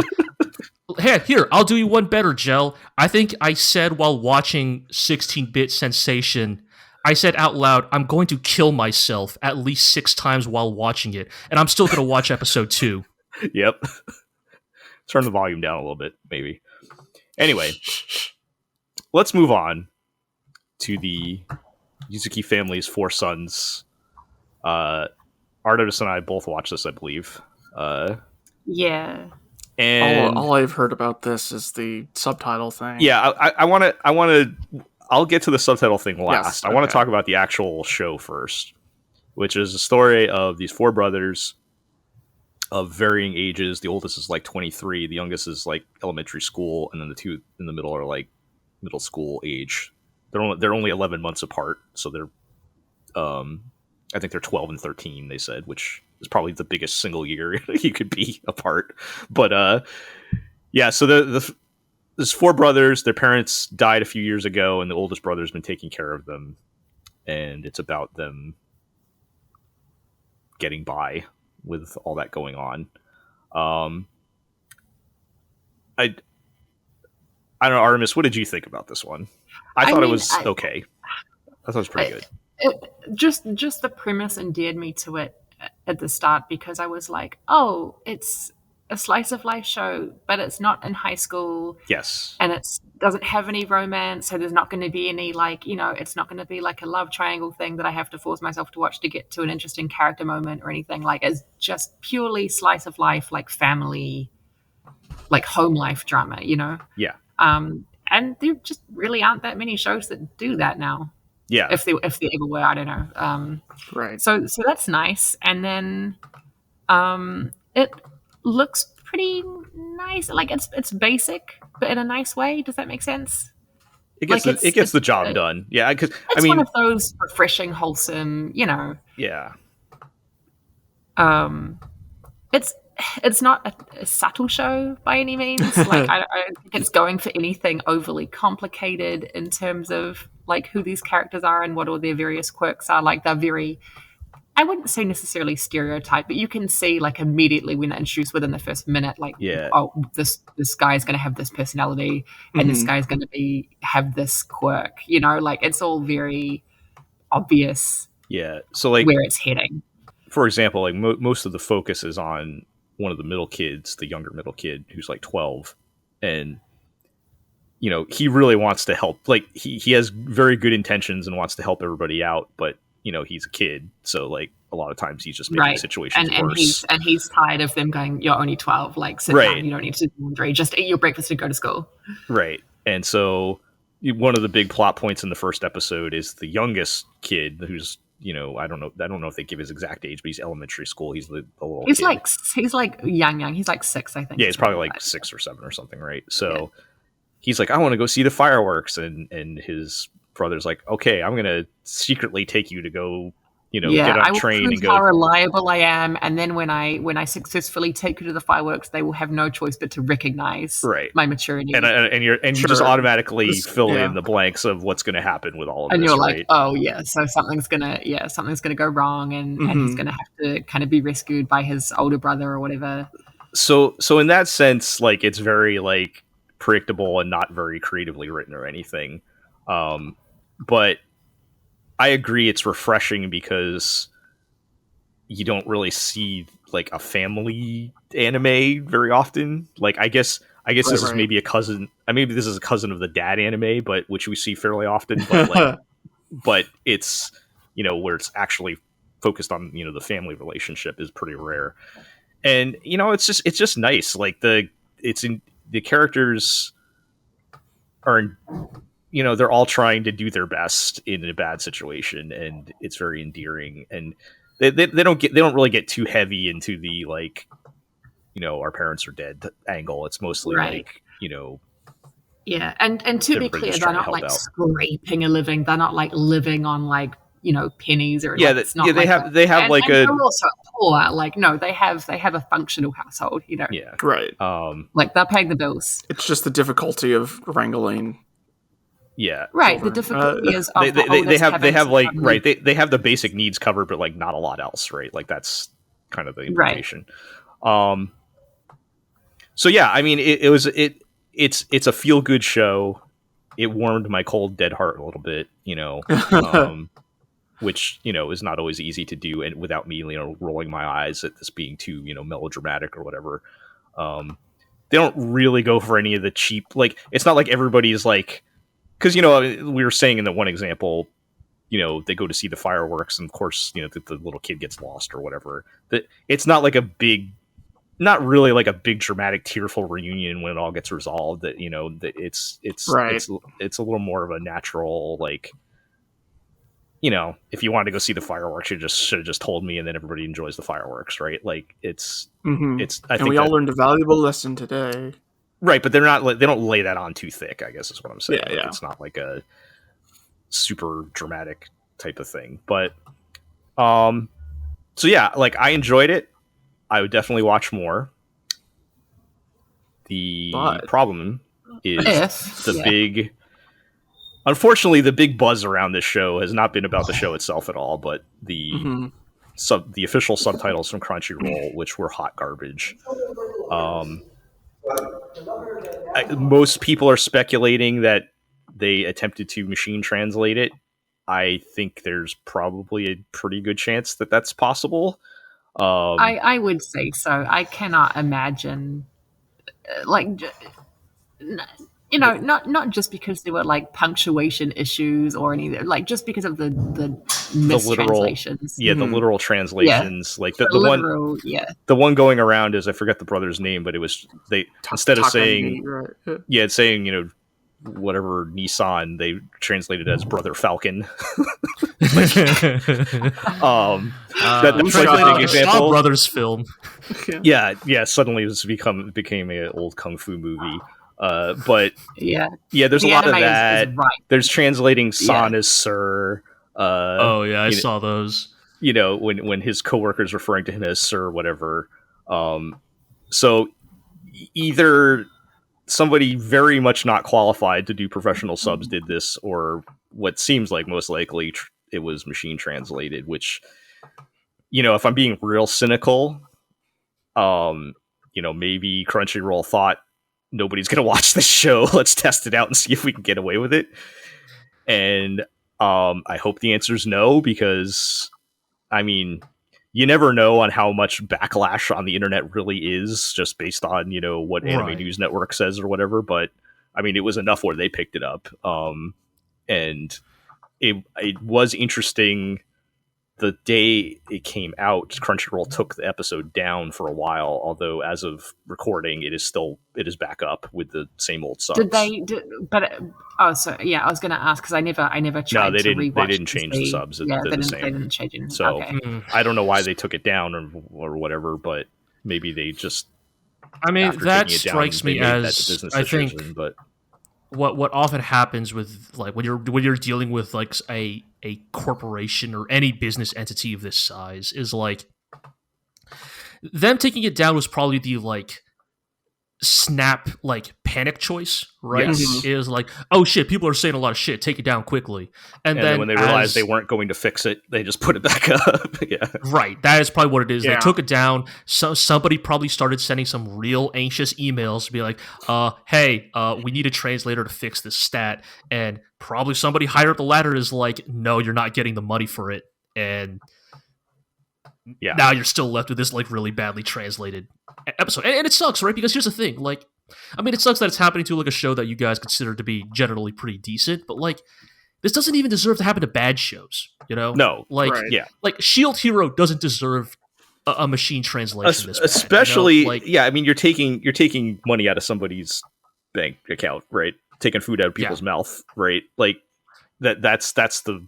And they were already paying fucking peanuts for that shit. Yeah, and you were already $80 an episode was like the figure going around a while ago. You guys got bought by Sony. You just bought out like Right Stuff or whatever. Like, this is clearly a company with the money to spend. You were like the biggest anime company outside of Japan, right? Like, you are the So I hope that if this was truly like a test to see how people would react, that they get the message. And normally I kind of joke around and say the GLORIO blog does not endorse piracy or whatever, but I did not watch this on Crunchyroll. I'll tell you that much. They don't fucking deserve it. It's really, it's not watchable. It's just not like you should be if you do not understand enough Japanese to get by with just a raw. Don't watch this. It was not. It was a big, like, detractor on enjoying the episode. And I don't speak. I feel like I've watched enough anime. I don't speak Japanese, but if you give me the machine translation, I can understand it enough. Right. So just from decades of watching anime. I found it so distracting that I just turned the subtitles off. Like point. So, it's really sad that as someone who's becoming an AI conspiracy theorist in the past year, like I'm just so upset by this. I think I as someone who works in a field that is very much at threat by this type of stuff, you know, it's like I think you're going to see a lot of this in the future. You're going to see corporations testing the waters, seeing what they can get away with, right? Yep. This time, they just threw a fucking raw machine translated subtitles into the wild to see what would happen. This ain't it.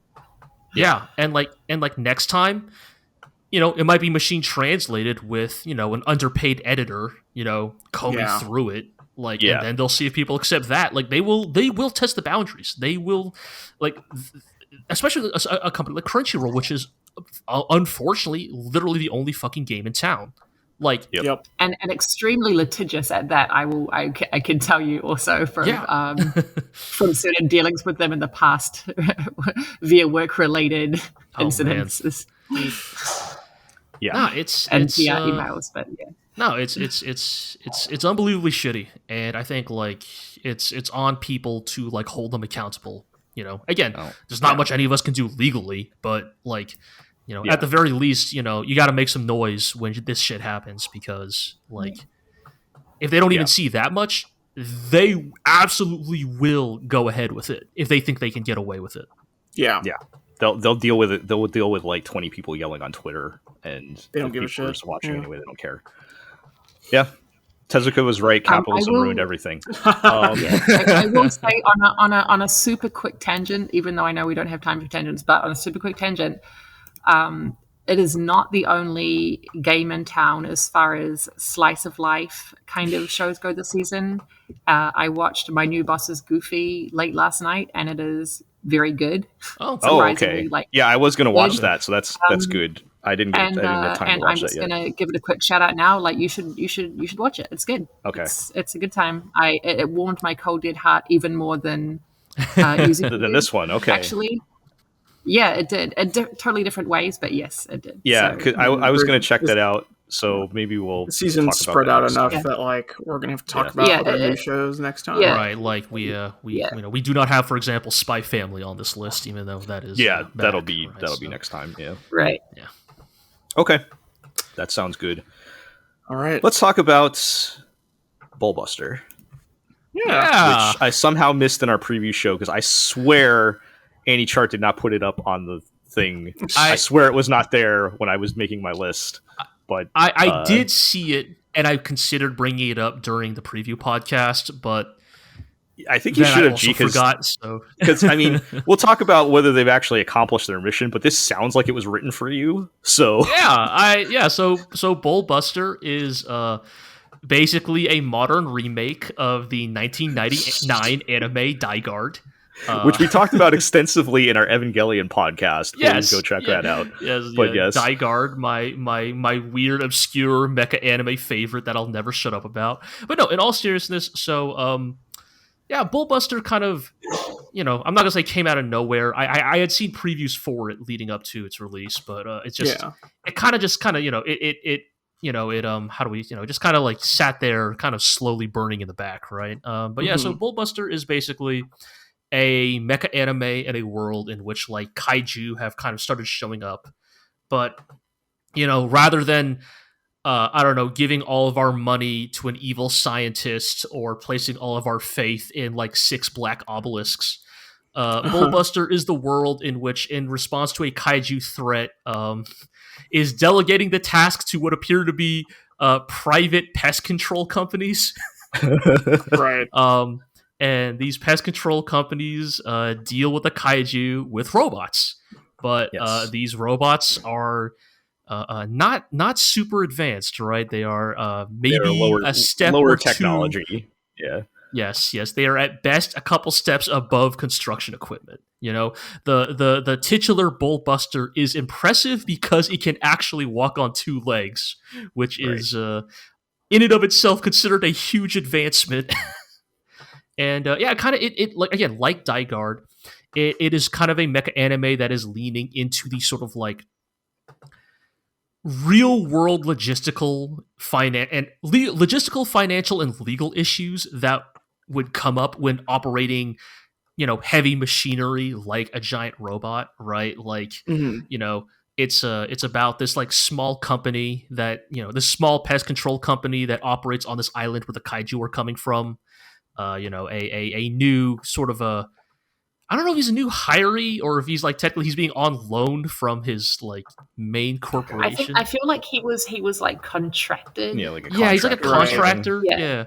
Yeah. He's a contractor pilot for Bullbuster, to for this small pest control company, and the show kind of like a real deal mecha fan living out his dream. Except this is not Mazinger, this is no Gundam.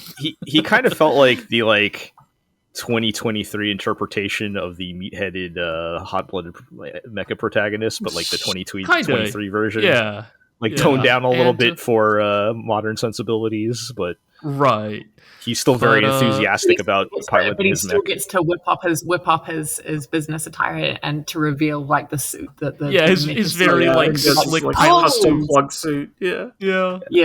But the show kind of leans very heavily into like, the jokes about like working at a small business, the hell that is working at a small business where you know every employee and you know all of their quirks. You have the obstructive manager, the hot-blooded old man, the girl who's kind of just trying to do her best as a clerk.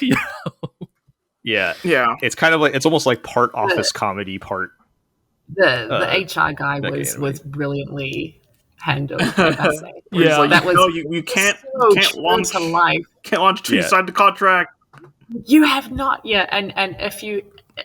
I'm sure even in any country it would be like a stereotype that would work, but especially in Japan, it was just like chef's kiss, like realism. Yeah, I think my favorite part of that whole aspect was when the printer breaks. Yeah, that was so real. Like as far as like they have a very like it's a very like in their case it's almost borderline life and death situation, like time sensitive. But any job when you've got to like print something out like in the next and get it to somebody in the next like 10 minutes or something, of course that's when the printer breaks, right? So there's a very good joke that Iro and I caught before it happened, where on the calendar there was a reminder on the calendar to renew their boating license, right? Oh yeah. And then the hoblet old man is like, shit, I forgot. Yep. We have to call in the person expired yesterday, right? And they have to call in like the other employee who is presumably on their day off but still has a valid boat license. Right. The only person that is what we're talking about when we're talking about the nightmares of working for a small business. Right. So it's good, and like it does a lot to make up for the fact that like the kaiju fighting doesn't look very good, Yeah. It's not, it's not bad. I don't think it's that bad. It's not good, but I don't think it's terrible. So the thing is, like, they are clunky, right? The mechs are intentionally clunky. They're designed by legendary mecha designer Junji Okubo, who is kind of famous for these very grounded real robot designs that are very like heavily inspired by real world like engineering and construction. He is who I would say he is a mecha designer's designer. People like me love this guy, but he's not actually like a household name. But I mean, he sounds like the right person for the job here, though, right? Yeah, his designs are perfect for this type of show. But I guess the reason why I say it doesn't look great is because, like, okay, so the closest example that I can come up with would be Godzilla Singular Point, right? Where you have fucking shit heap Jet Jaguar, like, clunkily slamming its claw into, a kaiju. And I think that, like, despite that show being all CG, I actually really found the fights in Singular Point to be quite charming. Like, it was fun watching the slow, like, escalation of Jet Jaguar getting more and more competent as a kaiju fighting robot. And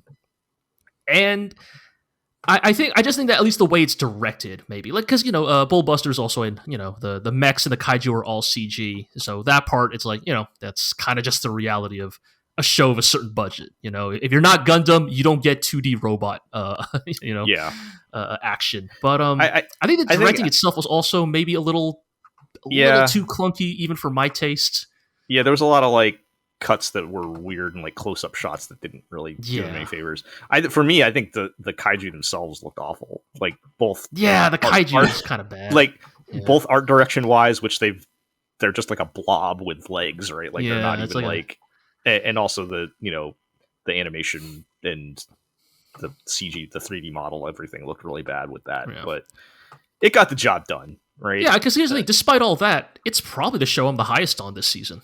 Me too so far, and I did also really like the character designs, I will say. So I think despite the issues with the fight scene in particular and the kaiju, I feel like the production values are certainly not all bad. Yeah, everything else looked pretty good. No, yeah. I mean, for me, like I said, Migi Dali was my top one. This is probably like my next.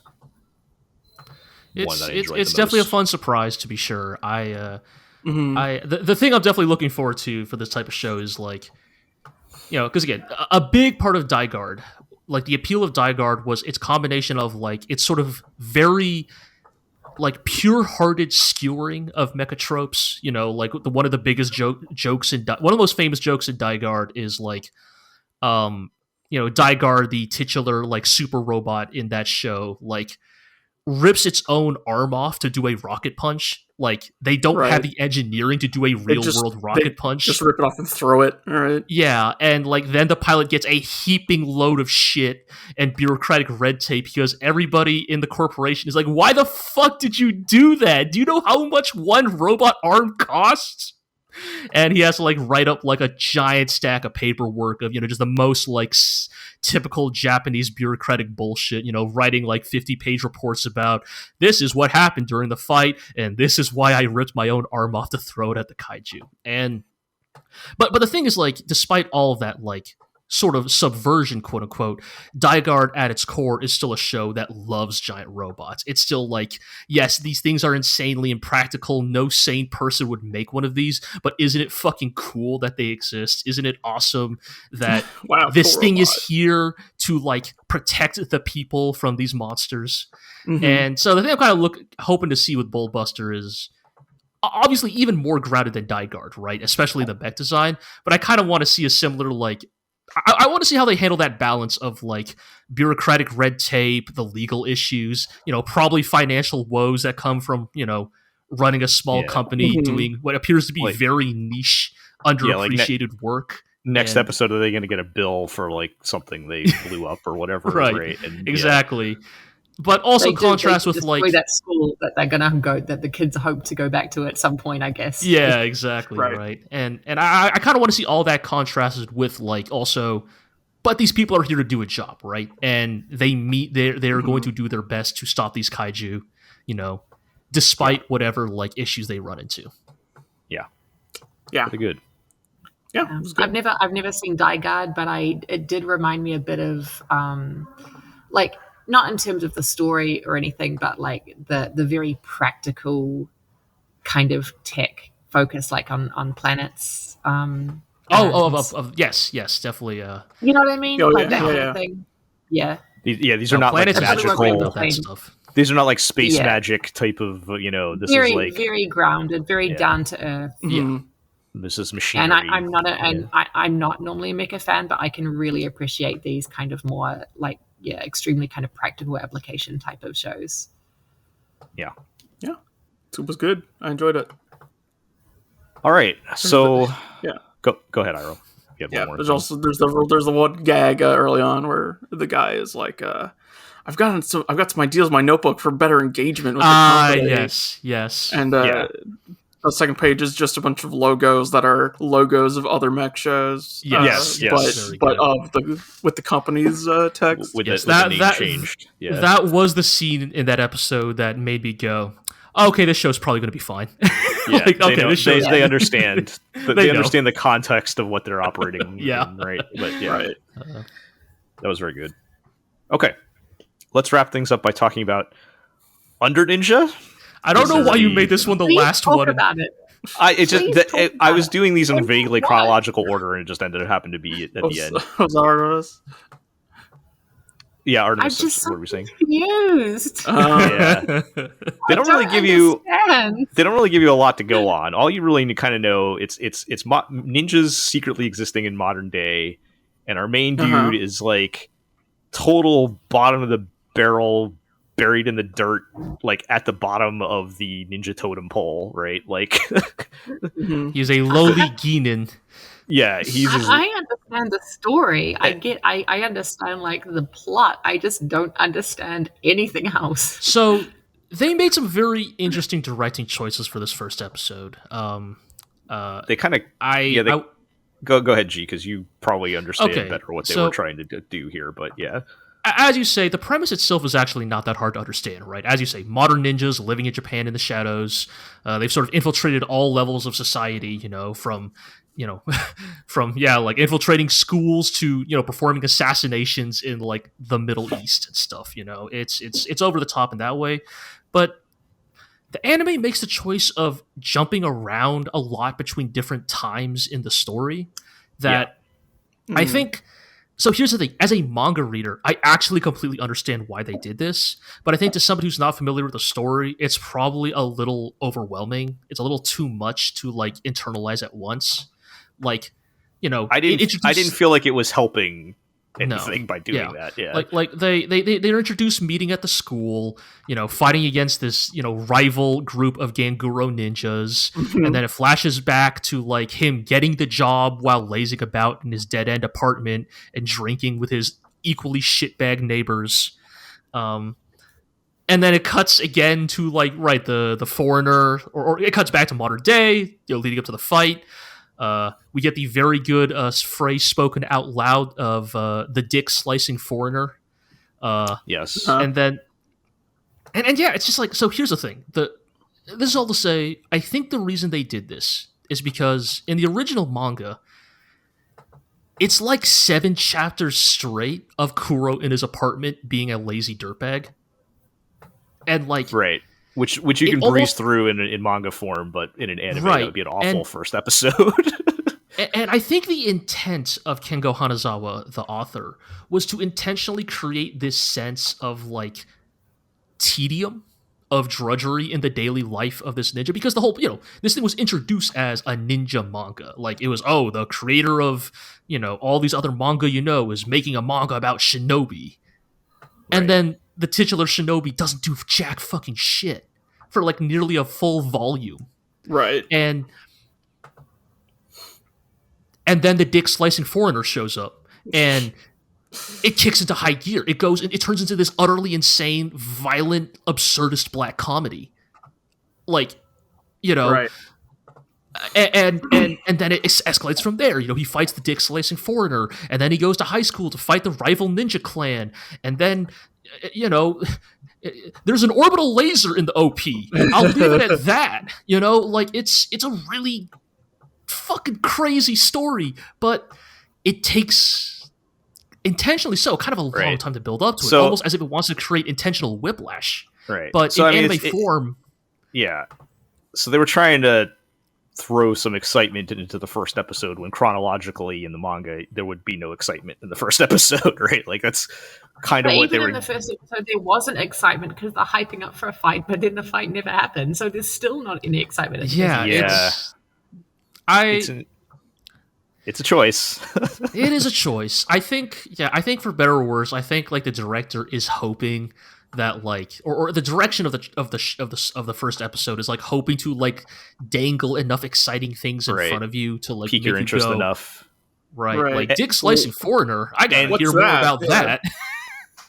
And to be honest, I think that was enough for me.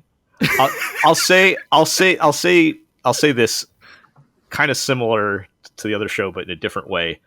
I do feel like this show made me feel nostalgic for like early to mid 2000s anime, including the weird cutting up the time frame presentation. Like I feel like that's something that like the arts, like the art style, the presentation, the OP, which slaps, by the way. Oh yeah, it's a great OP. Like the whole attitude felt very like early 2000s to me, and that made me feel a certain mood that I think more than anything made me enjoy the first episode to a certain degree. But I also agree, like, it's kind of a mess. Like, yeah, it's and I was very disappointed that we didn't actually get the fight started. Like, even just give it a couple seconds at the end, like something. No, I agree. But it's a little odd. And also, really, even the genre was confusing to me. Yeah. Is it meant to be comedy? Like, is it intentionally a black comedy, or is it just like all incidental? Because I couldn't work it out. Yeah, I think it is. I feel like it's probably intentional. Right? This is the difficult thing with being a fan of Kengo Hanazawa's work. Is he also wrote a question that comes up often with him, and I Am a Hero is I mean, it's very dry. Like he has a very dry sense of humor, is the way I'd put it. Right? It's very incidental. Right? It's like the jokes happen, and then there's nothing like. There's no framework around it. There's no like spotlight on it. You know, in the way that comedy's often done sometimes, right? Where it's like, you know, sometimes when you tell a joke in anime, you sort of tee it up, right? Like you put the spotlight on it. You kind of like wind up for the joke, and then the joke happens, and they kind of want you to like, you know, and lingers on it a little bit so that you laugh, right? Whereas like Hanazawa's sense of humor is very much just like, so this insane thing just happened. Yep. And there you go. That is the joke, and it's like I think it's definitely a taste thing, to be sure. But when the jokes worked for me, like, and most of them did land for me. They were dumb and ridiculous, and like and I could see how some people might consider them in pretty poor taste, but for me they did work. But there were so many gaps between the jokes that I had to second guess myself whether the jokes were even meant to be jokes in the first place, or whether it was just like a really bad translation issue when someone was like, and this group, the Rare Enders. Like, no, that's right. Yeah. Yeah. I could see. I kind of, and I think we kind of. Also, I think G kind of described it as kind of black comedy stuff last time, so I kind of knew that going into it. But yeah, it's just a weird first episode. Probably could have been tweaked a bit to make it better. But for me personally, I think it piqued my interest enough that I want to see more of it. And I just like the vibes. Like, this is my kind of, like, you know, right. Dirtbag, it's the kind of black comedy type of thing, right? I will accept it as a dirtbag black comedy. It kind of reminded me of weirdly Welcome to the NHK. Oh yeah. You know what I mean? Yeah. Like, yes. That vibe. No, you're totally right. Like, I got you. Yeah. Because when Gel started saying it reminded him a lot of like the 2000s, I was literally trying to think. I was trying to name NHK in my head, but I couldn't. I was like, "What was that anime? What is the anime that is literally this?" That's probably where my brain was going as well. So yeah, I'm with like that specific vibe of like 2000s, sort of like 2000s nihilism, I guess. Right. Yeah. That was the movie I was getting, which that alone was making me nostalgic. But yeah. Yeah, I'm down for more of that. Whatever's going on. I will watch more. I'm confused enough that I want to watch more to work it out. Right. I don't know. The second episode will help. I'm curious. I kind of hope they don't keep jumping around. But if they don't, something did annoy me. That was annoying to me. I must say. We'll see if they actually explain that much more in the second episode. Yeah. Mm-hmm. Okay. All right. Well, that is going to do it for this episode then. I'm sure there'll be more shows that we either didn't get a chance to watch or haven't aired yet, as we're kind of right into the middle of anime apocalypse hitting us here for this season. Yeah. So, we'll probably have some other shows to talk about, and we'll see which of these shows is going to survive the 3-episode test. by next episode. But all in all, I mean, even if I don't stick with all of these, like, we had stuff to talk about. Like, there's just interesting things going on. So we'll see how that goes. All right, so let's do our housekeeping.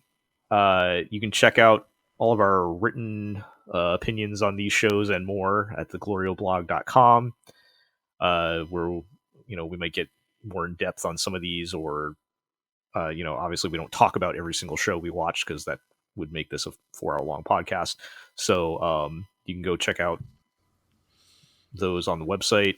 You can follow us on Twitter at the GLORIO blog and on co-host at GLORIO. Someday I will remember to post on there, but we're still there. And for the podcast, you can follow us on iTunes, Google Play, Spotify, Amazon Music, Podbean, Stitcher, and of course YouTube, where you can like, comment, subscribe, ring that notification bell, all of those good things. Tell us if there's a show we missed that you're enjoying out there, of course, as always, or if you have opinions on any of these other shows. And tell your friends and tell your enemies. We'll catch everybody next time.